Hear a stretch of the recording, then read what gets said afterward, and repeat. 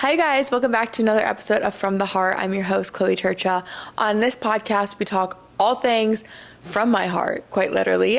We talk business, lifestyle, wellness, nutrition, fitness, mindset, my faith, literally anything that affects me in my day-to-day, any lessons that I'm learning, anything I'm going through. I typically reflect on the week before, think about it, and then I share my new wisdom with you guys, and it's really cool. So thank you for being here. If you're new, welcome. And this week's episode, very fitting. I have been seeing this all over TikTok, all over Instagram, all over stories, all over everything. I've never heard about it until this year. So I don't know if this is like a new term we are, I guess, utilizing this year, or if this has been around and I've just been in the dark on it. But we are talking all things winter arc. So if you're not familiar with the winter arc, it essentially is, you guys, I took notes on this again. I've been taking notes on the episodes and I feel like I'm liking it more because there's more structure for me. But essentially it's just the last 3 months of the year, the last quarter of the year, when everyone goes into like a grind mode. And I feel like this is big within like finance and work, but also like within your wellness and fitness. And it's kind of fun. I kind of love it because I think I was adopting this mindset before I even realized the winter arc was existing. I had been talking to Kyler, my boyfriend, and we have been traveling so much. I have traveled so much this year, whether it's going back to Iowa for something. We've been to Oregon a couple times for like a long period of time. I was in Colorado last weekend for Boulderthon. What else? Like, I feel like I have just been all over the place and I haven't been within moving. I just haven't been settled. And I love the travel season. I love the chaoticness of it. You get to gain so many experiences with traveling. And again, this is not me like complaining about that at all, but from now to the holidays, from October 1st, we literally got back on Monday, which was October 1st, or no, maybe the 30th. The 30th? So Tuesday was October 1st, correct? Yes.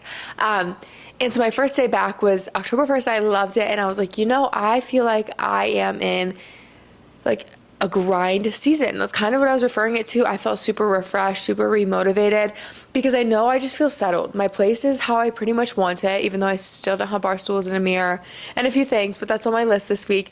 But my place is essentially how I want it. I'm not leaving as of now for anything until the holidays, going back home. I can just really focus on me, and I'm really excited about it. I think too, like the beginning of this year, I got into a new relationship. I was still kind of settling into this new city. I was only like 6 months into living here. So now I've been here about a year. I've been in my relationship for quite a while. I feel like everything is settling. I have my friends. I've built, I would say, a pretty good routine in my new place. And I feel like the cards are all falling into place, but I'm like, all right, let's reflect because again, we are in the last quarter of the year. This year's flying by. Every year goes faster, but a friend actually told me the reason that time goes faster is because we get older in age. So the span of a year is only, now that I'm like 23 years old, 23% of my life. But when I was 1 year old, a year was like 100% of my life, if that makes sense. So the ratios and the proportion to time, it feels faster every single year because you have more life, I guess. I don't know. The way they explained it made a lot more sense than I probably just did. But that's why I think life feels like it just flies by because it really does. So anyway, this year I have just, I don't know, a lot has changed. I have changed as a person so much. And so I really want to go out with a bang because I feel like 2024 has been such a blessing in my life. And it's been a hard year in a good way. I think I've became so self-aware. I have learned some hard lessons. I've learned some great lessons. I feel like I've gotten to know myself so much better because I think it's because I've gotten to know God so much better. So it's been really cool. Anyway, yeah, it's just so funny though, because my friend Daily Dose of Rose on Instagram, Maddie, she was saying how she feels like October 1st is her like second January 1st, and she really is grinding with work. She's training for a half marathon. I feel like it's just it's in the air. It really is. The winter arc is in the air this year, and I'm loving it because you don't need to wait till the new year to start new goals, to reflect on your year. Like, let's go out with a bang. Why the heck not? And again, too, like with the seasons changing, I feel like now that it's summer, you want to be out and about, and now with like fall, I mean, not really here in Arizona, but the nice season of the year is coming. I don't know. I think it just switches something in your mind, switches something in your brain. But I I guess my winter arc theme is really focused on finding how to feel my best. I really want to get my health in check. And that's something that truly I feel like I've never needed to do. I've always been referred to as like the healthy friend or the fit friend or whatever. And I think I adopted that mindset, but then I adopted it too much and I actually let go of a lot of my ways. But still kept that title in my head thinking I was making really healthy decisions. And don't get me wrong, I'm not making super unhealthy decisions, but I could be doing better. And I kind of miss that feeling of giving it my all and doing everything that I can to feel my best. And truly, I say this a lot, and I've probably said it before, but when you're creating habits and stuff, and you're creating a routine or a way of eating and everything, I think a lot of us have went through a point in our life, in our journeys, that we do everything with the hopes of creating the best, like, outside exterior look. Like, our physique looks the best. We look the healthiest, but we don't necessarily feel the healthiest. And it's funny because a lot of stuff shines from the inside out. So when you feel good on the inside, you're gonna look healthy on the outside. But we just get it so backwards because we get impatient and we want to look healthy rather than feel healthy because that's what other people see. So once you let go of that and you really truly want to feel good for yourself, it makes life so different. It changes a lot of the ways that you may do things. And so for me, that's, I think, really been on my heart recently because I've been having a lot of indigestion. I haven't been feeling super energetic. I haven't been feeling my best. And when I met my boyfriend Kyler, he was telling me about a lot of things that he's worked through within his like wellness and overall health and stuff. And he always would remind me, he's like, you may feel, because I'm like, I feel good. Like, I don't really have any food intolerances. I don't have any allergies. I've always been like, I'm so lucky, so blessed in that realm because I've never really struggled. But he reminded me that just because you feel good, like, you're so numb to that, you're so accustomed to that that's all you know, really. But there is probably a higher level. You can probably feel even better if you start taking your health even more serious. And so I was like, okay, kind of open my eyes, and I'm like, why not see? Like, why not try it? Because there are a lot of habits in my life that aren't necessarily healthy, and I do it in more of like an indulgent way or a little bit of a lazy way. And I just think, like, taking care of yourself is like the highest level of like self-respect. If you want people to take you serious, if you want to have confidence, if you want people to, I don't know, like, not people, I guess it's really about yourself, but I just, like, I look up to people who really take care of themselves and they take their health very serious. And I think it's cool that people, you know, value the foods that they eat. And I think a lot of times we're shamed for not having balance or, you know, being rigid and having specific rules, but it's like those people value the way they feel, and that, like, hats off to them because your body is such a temple. And I think growing in my faith, I have a couple of verses written down. Growing in my faith has really shifted my mindset because I just think that, like, it's a way to honor God. Like, your body is a temple, and treating your body right, like, it's in scripture that this is what you should do. And so I'm just gonna get into those. So the first one was 1 Corinthians 6:19 through 20. This is like in the NIV version, and it says, do you not know that your bodies are temples of the Holy Spirit who is in you, whom you have received from God? You are not your own. You were bought at a price. Therefore, honor God with our bodies. So essentially, this is saying and emphasizing the importance of taking care of our bodies because they are a temple of the Holy Spirit. Like, our bodies are so precious. Our bodies don't go with us when we go to heaven, okay? Like, our souls do. But it's funny because when you reflect, this is going to get a little bit biblical Christian, but I've been seeing a lot of this stuff and it just shifted my perspective. But a lot of what our fleshly desires are, they're not typically good for us. But if you think about it, it's because our bodies don't go with us to heaven. And so they're going to want the earthly things. And so that's fascinating to me because a lot of the things that I feel like are easy to fall into are out of obviously fleshly, earthly desires. And even like with eating and overindulging and, you know, not taking care of your body right, like, it's such a privilege. And I said that in my last episode, being able to fuel your body with like high quality food and fresh food. And if you can eat organic or grass fed or even just eating in general. Like, it's such a privilege because some people don't have access to that. Some people don't have the ability to do that. And for me, it feels so wrong to not take care of my body to its best ability. And I want to like really emphasize like me at this point in my career, in my life. I'm a 23-year-old girl living on my own in a pretty expensive city. Like, my expenses are very high. So I'm at the point where I can't eat exactly how I would maybe dream of, you know, like there's still like sacrifices and like levels to it, and I'm not at the top, but it's like a goal to like work towards that. Like, I still have to make financially smart decisions as well when I'm shopping. So you guys have the ability to do it anywhere. Like, Aldi has organic, like there are affordable ways. So you just need to find what fits for you. And they always say like, don't let perfect steer you away from doing good. Like, do the best you can, do good. Good is better than not trying at all. And I think anything is better than nothing at the same time. So if you can't necessarily buy like cage free or like pasture raised, or you like, do the best you can. So just be mindful of that and really view it as like such a privilege, because it is a privilege, and we should treat our bodies with love and kindness and truly want them to feel the best, because they are a temple of literally the Holy Spirit. And the second one was Proverbs 23 verse 20 through 21 in NIV. And it says, so I'm really bad at reading. I just want to preface that. So when I like stumble on these words, it's not my strong suit, but I'm trying. It says, do not join those who drink too much wine or gorge themselves on meat, for drunkenness and gluttons, oh Lord, become poor and drowsy, clothe them in rags. So essentially what this is meaning is, in Proverbs, it warns us against overindulgence in food and drinks, promoting moderation and healthy habits. Like, they always say in the Bible, it's not a sin to have a glass of wine, but it's a sin to be drunk, to be drunkenness. And it's not a sin to have a piece of cake, but like overindulging and eating the whole cake, it's not good for you. And again, too, like, sins are put in place to protect us. And that just opens my eye too. Like, when I like kind of binge out on a snack that maybe I shouldn't be, it's not even dishonoring myself, but it's also dishonoring God in the ways that He has written.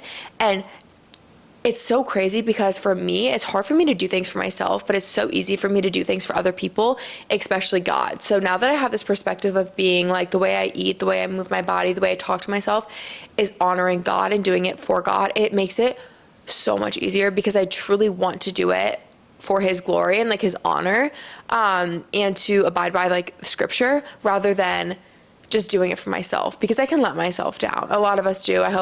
I hope that isn't the case, but I feel like a lot of you probably resonate with that, as like, you'll do something for anyone else. Like, it's so easy to go run crazy errands and, you know, whatever for like your boyfriend or your best friend. But then when it comes to you, it's like, you don't want to do it.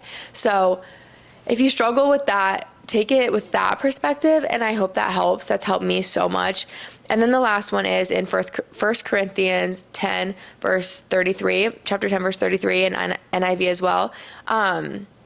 And it says, so whether you eat or drink or whatever you do, do it all for the glory of God. And that one it just says it like it is. It encourages us to consider our eating and drinking habits as part of His worship, and to do everything in the way that honors God. That's literally what I just said. And I think that is so cool, because a lot of us struggle with our relationships with food. A lot of us struggle with overindulging in alcohol or whatever it may be. And it's a way that the enemy can get to us, and it's a way of dishonoring God. And it's just, when, again, like I said, when you look at it as a perspective of like worshiping rather than doing it for yourself, it makes it a lot easier. So honestly, I think just with growing in my faith, that's like kind of a recent realization that I've had, and it's something that's been really on my heart. And I think it's really motivated me to reflect back on myself and my habits, and being honest with myself, and really taking the time to see what I can change and see what I can fix. And again, like I said, all of this has kind of happened with this transition of like coming into October, like after the travels, after my half marathon. I can really just focus on me, rather than focusing on a race, rather than focusing on a trip, rather than focusing on anything else. Like, it's me and my routines, feeling my best. And I'm really excited about it. And I really want to take advantage of this season of my life, because like I say, things go in seasons and they're always changing. Your priorities are always going to change. And right now this is my priority.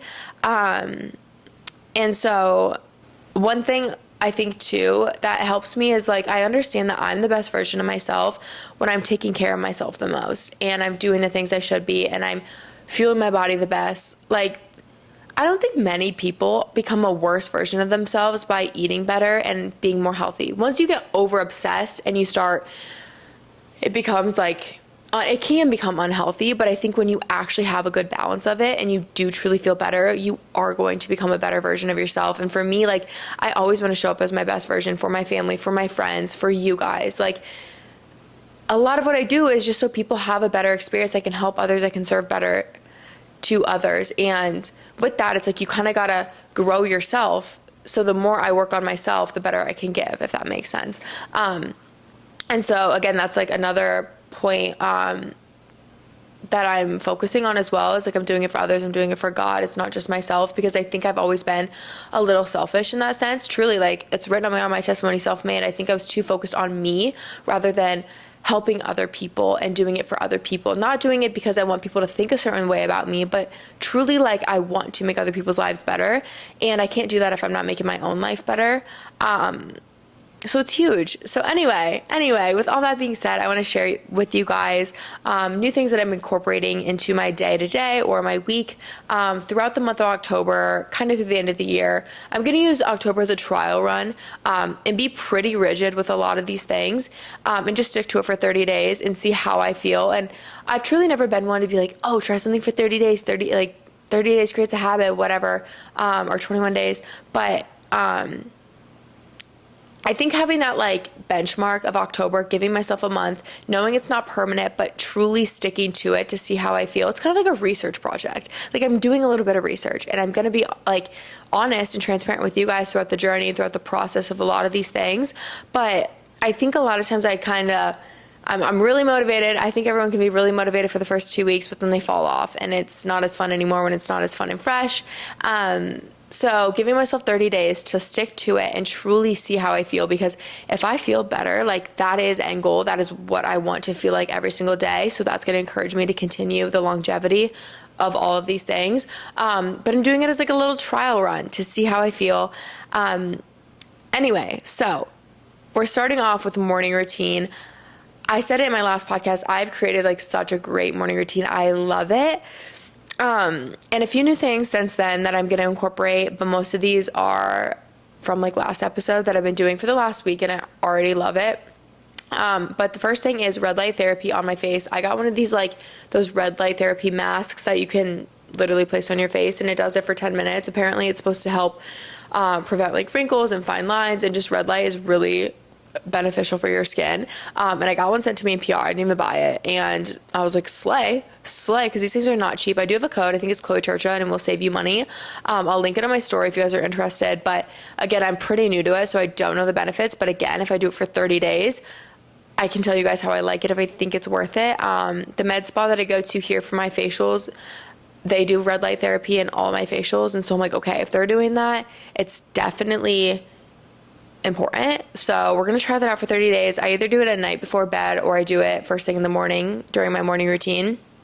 And then before coffee every morning, I've been drinking my electrolytes. I drink the O2 hydration. I have like the little packets that you can like put into your water, or I have the cans as well. And then I make my coffee. And I love it. It's such a smooth, nice morning. That kind of motivates me to get out of bed, get refreshed, hydrate myself, and then enjoy my cup of coffee while I do my Bible study. I've been doing Bible studies pretty routinely since I moved here, I would say. That has been one habit that I've really been good at, and it's crazy when I don't do it. Like, for example, when I was traveling this weekend to Boulderthon, we left on a Friday, got back on a Monday. I packed my Bible, read it on the flight, but I didn't read it when I was there. Because most of the mornings, this is an excuse and I could have made time, but like I had to get up early and we were out the door for race day, for my shakeout run, for our flight. Like every day I was there, we were up at like 5:30 in the morning. So I didn't read it there, but when I'm coming back, I felt like distant from God, and I just felt a little off and not like centered. And now that I'm like 2 days back into reading my Bible every day and being more routine with like praying and more present with God, again, I feel like back to myself. And it's just crazy how like just a few days can throw me off. So that is a big part of my morning. And then I also journal. And journaling, honestly, like I had never been a big journaler until the past couple years. I would say this year especially, because that was part of my 75 hard that I did at the beginning of the year. And it's so cool to look back at your journal entries. But the reason I like it is because it makes me sit there and think about everything I'm going through in my life. And a lot of times I'll have like epiphanies. I'll have a lot of aha moments as I'm writing. They're like prayers sometimes. Sometimes they're things that I'm struggling with, and I'll pray to God, or I'll question and I'll think about it. And I try to make sense of things going on, and I just journal about it. And it helps. It's kind of like therapy, truly, because a lot of these things that just muster up in my head, the second I put it like pen to paper, it makes more sense. I get a lot more peace with it. And I just truly, really think it's important. It can be a 2-sentence line, or it can be half the page. Like, it varies day to day based on what I'm going through. And I love it being able to like go look back at it. So yeah.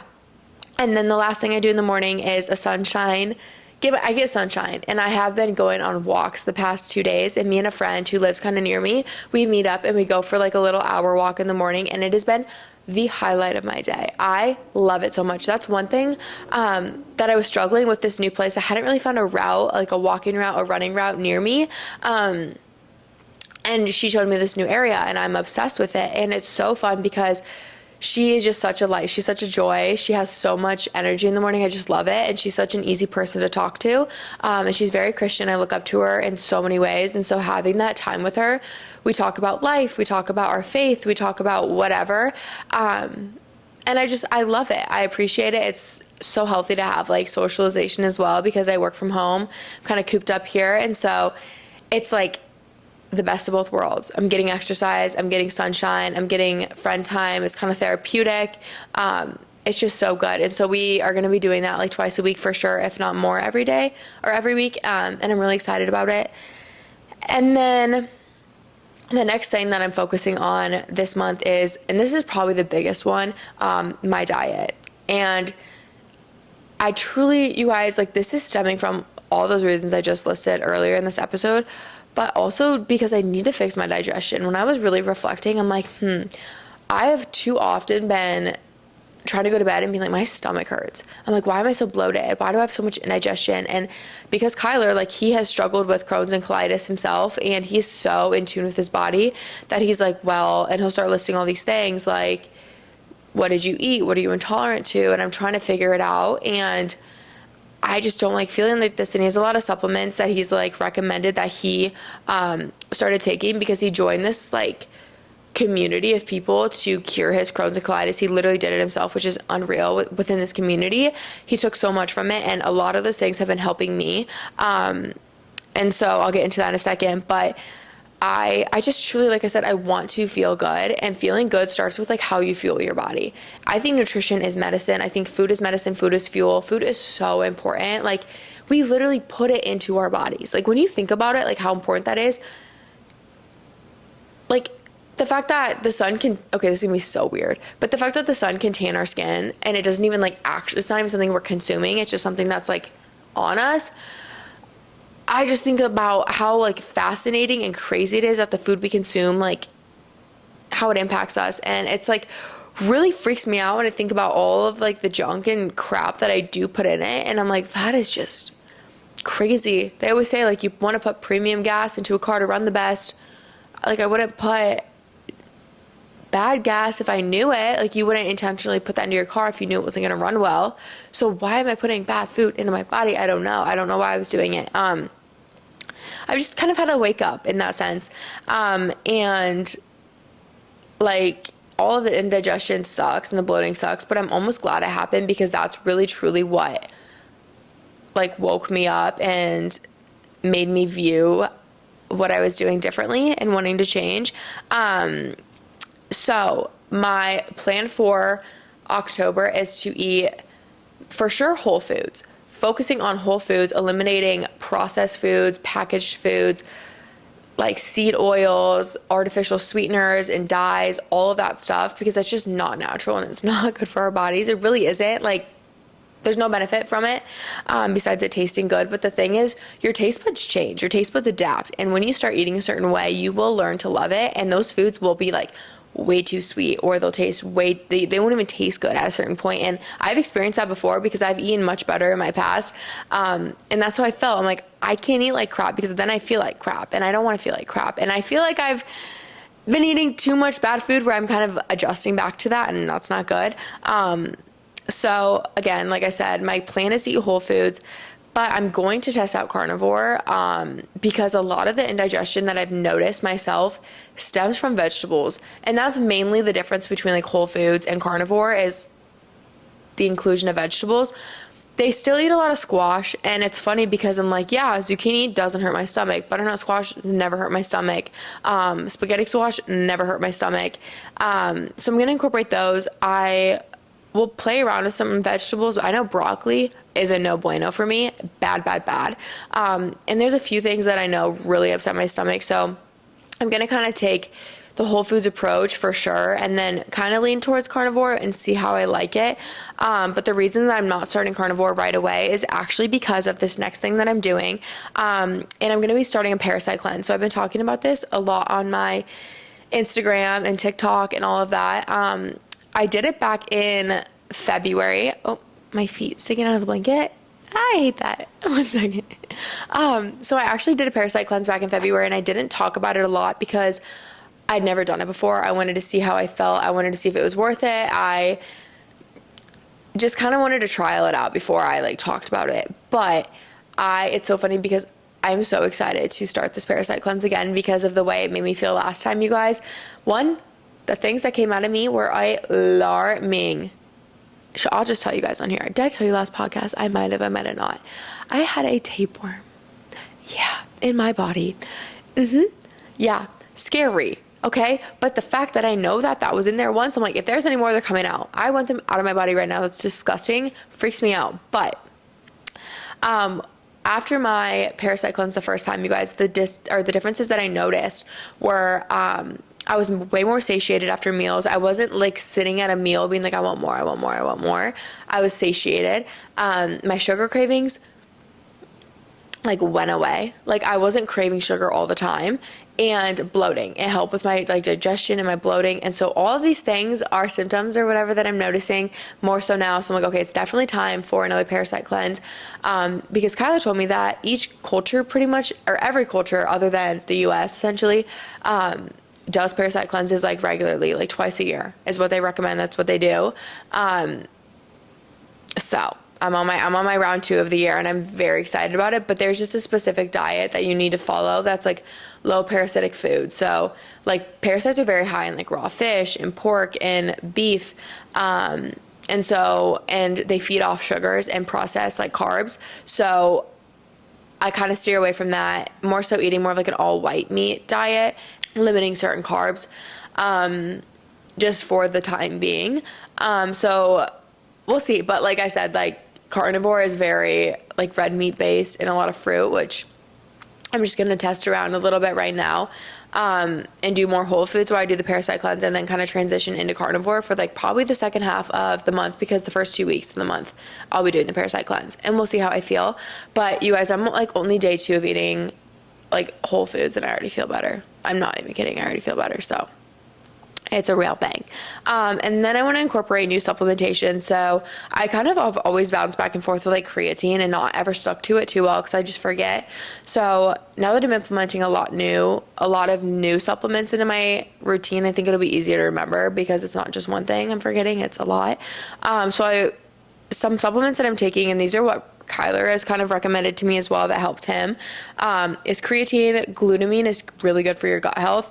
I'm going to be taking a gut health probiotic that Beam sells. I usually take it all the time, but I ran out and I just ordered more, and I'm like, maybe that's another part of my reason for all this indigestion, because I'm not taking my probiotic.